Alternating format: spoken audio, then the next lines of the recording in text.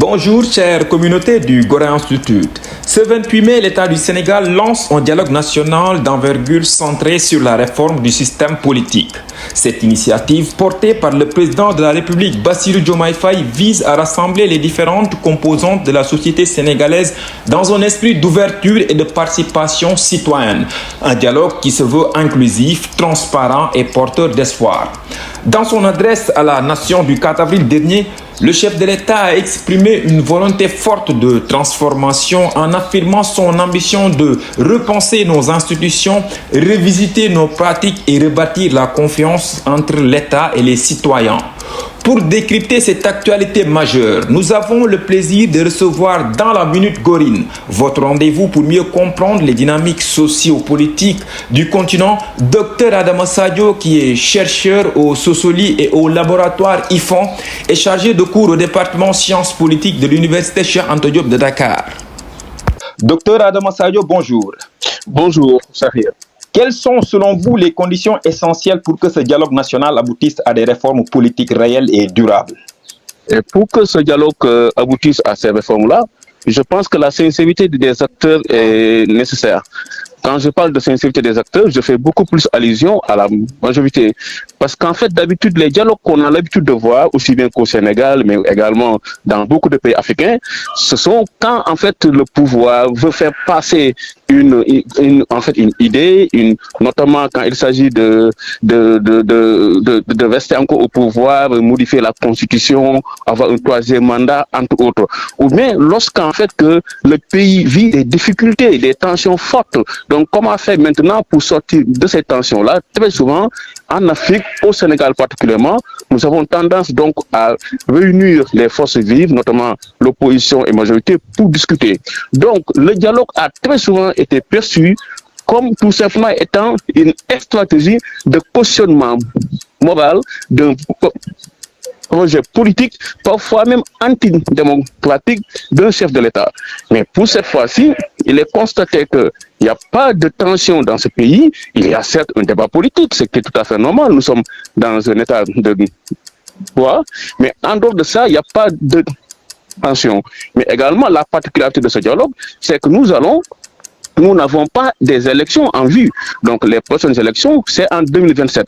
Donc, dans ce contexte-là, pour moi, appeler au dialogue, c'est bien, mais il faut surtout que la sincérité soit au cœur des acteurs afin que les décisions qui vont être retenues à l'issue de ces dialogues-là, que l'État surtout fasse tout pour que ces décisions-là soient concrétisées. Mais l'autre chose aussi, c'est que aussi bien, mais l'opposition également, j'espère, va venir avec des doléances qui sont soutenables, qui pourraient bien sûr être adoptées, mais j'espère aussi que la société civile va rester vigilante, va rester en fait jouer le rôle de vigie, afin que les décisions puissent être également des décisions qui vont être concrétisées. Au-delà de ça, c'est que aussi une spécialité sénégalaise, c'est que nous avons une opinion publique de plus en plus forte, et si cette opinion publique-là joue également son rôle, espérons que les décisions qui sont issues en fait de ce dialogue-là ne seront pas des décisions qui vont être mangées dans les oubliettes. Docteur, on a quand même noté beaucoup de dissensions autour de la participation ou non de ce dialogue. Quels sont les principaux enjeux ou points de tension qui pourraient freiner ou en tout cas influencer le déroulement et les conclusions de cette concertation? Bon, écoutez, la participation au dialogue d'abord relève de la stratégie de chaque entité politique. C'est tout à fait normal qu'un parti politique, analysant le contexte, analysant sa stratégie communicationnelle, entre autres, puisse décider soit de répondre à l'appel du chef de l'État ou bien de décliner l'invitation du chef de l'État.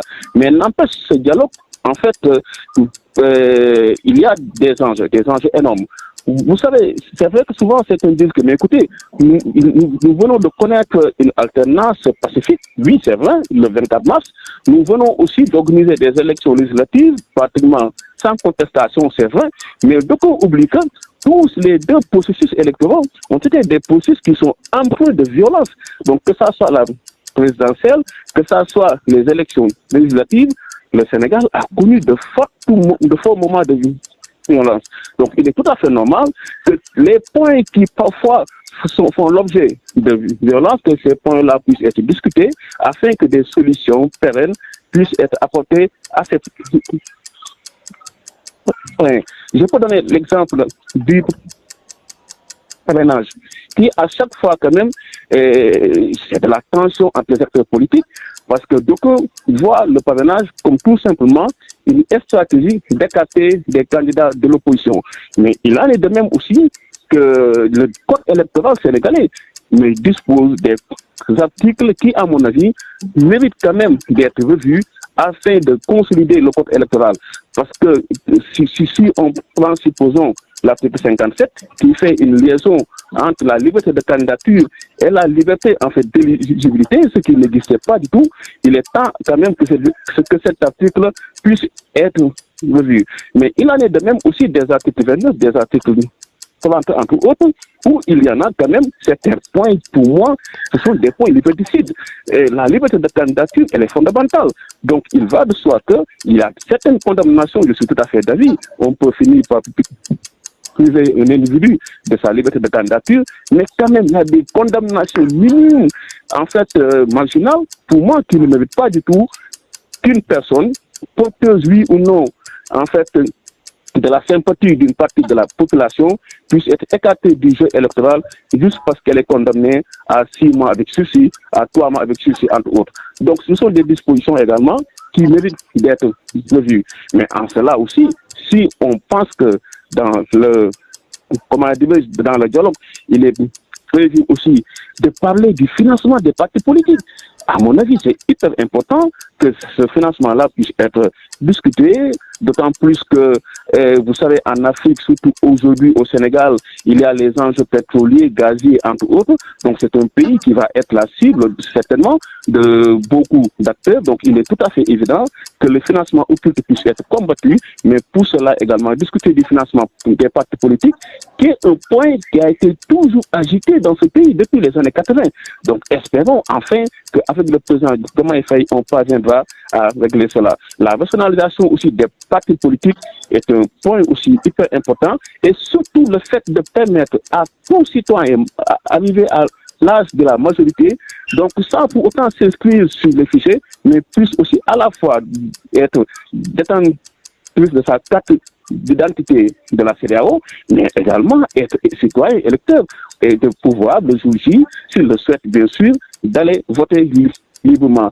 Ainsi, on ne sera plus là dans les débats surtout que le temps qui est accordé à la révision des listes électorales est courte, on va empêcher aux jeunes d'aller voter, entre autres. Donc voilà, il y a beaucoup de questions qui sont souvent au cœur des tensions politiques et électorales au Sénégal.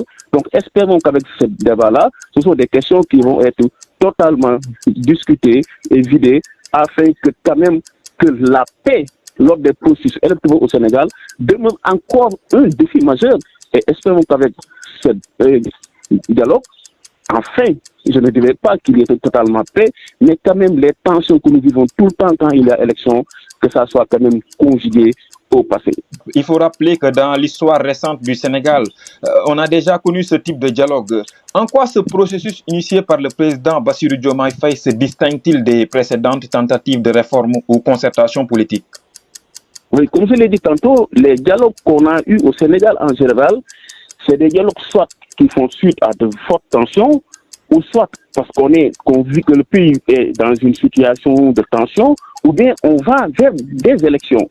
Là, nous sommes en 2025, il n'y a pas d'élection en vue, à part celle donc, de 2027 concernant les locales, d'ailleurs, qui ont moins d'enjeux que l'élection présidentielle, entre autres, mais aussi, donc, c'est un moment où il y a un calme politique, quoi, si on peut dire.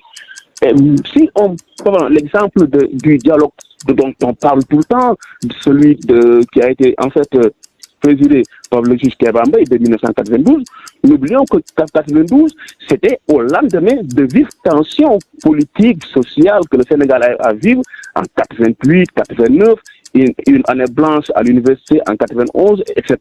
Mais aussi 92, c'était dans le contexte des conférences nationales souveraines en Afrique où on était en fait dans une logique de renouveau démocratique dans le continent.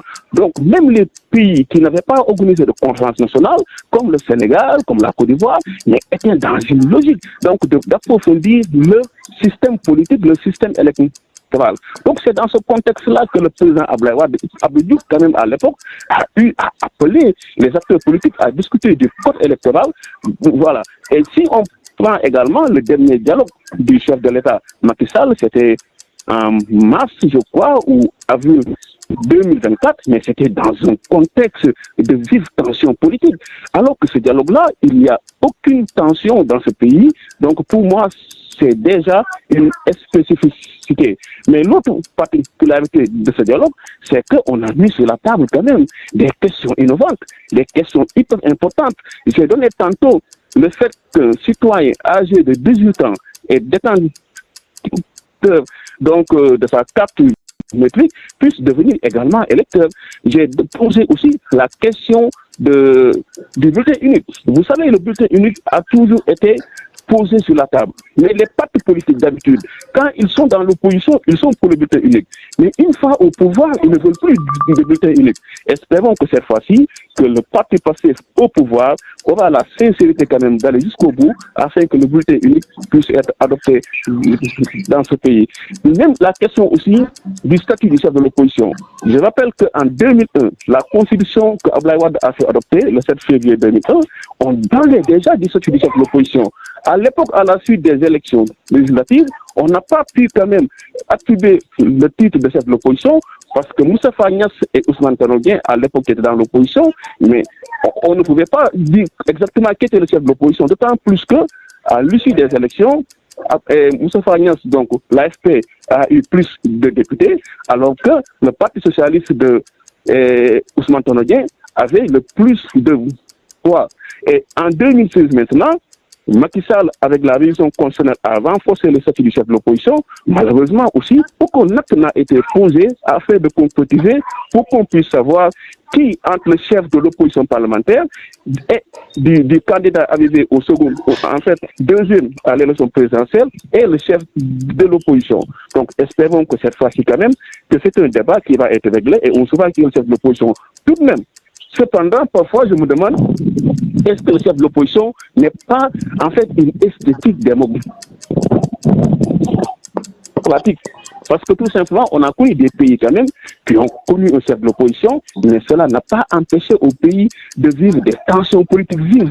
C'est le cas du Mali, où Soumaïla Cissé était le chef de l'opposition, mais n'empêche, en 2020, le Mali a vécu des tensions politiques suite aux élections latine, et on a même vu après que le Mali a connu des coups d'État. Mais aussi, il y a des grandes démocraties dans le monde qui n'ont pas de statut de chef de l'opposition. C'est le cas de la France, c'est le cas des États-Unis. Donc, et ça, le chef de l'opposition, oui, on applaudit, c'est bon, ça permet de raffiner les relations entre pouvoir et opposition, mais aussi du point de vue démocratique, quand même, quoi qu'on puisse dire, ce n'est pas une fin en soi. Surtout aussi, au Sénégal, il était prévu un budget de 2 milliards attribué au statut du chef de l'opposition, mais dans un contexte quand même où le pouvoir actuel parle de finances publiques un peu difficiles, l'opinion pouvait quand même un mal, en fait, percevoir qu'un tel montant puisse être attribué au chef de l'opposition dans un contexte où certains Sénégalais, je ne vous dirai pas qu'ils tirent en fait, le diable par la queue, mais ils ne voient même pas la queue du diable. Docteur Adama Sadio, merci pour ces analyses et ces éclairages. Merci également à vous, chère communauté du Gora Institute, pour votre fidélité. La Minute Goring recevait aujourd'hui Dr Adama Sadio, chercheur au Sosoli et au laboratoire IFAN et chargé de cours au département sciences politiques de l'UCAD. On se retrouve très bientôt pour un nouveau numéro au cœur de l'actualité africaine.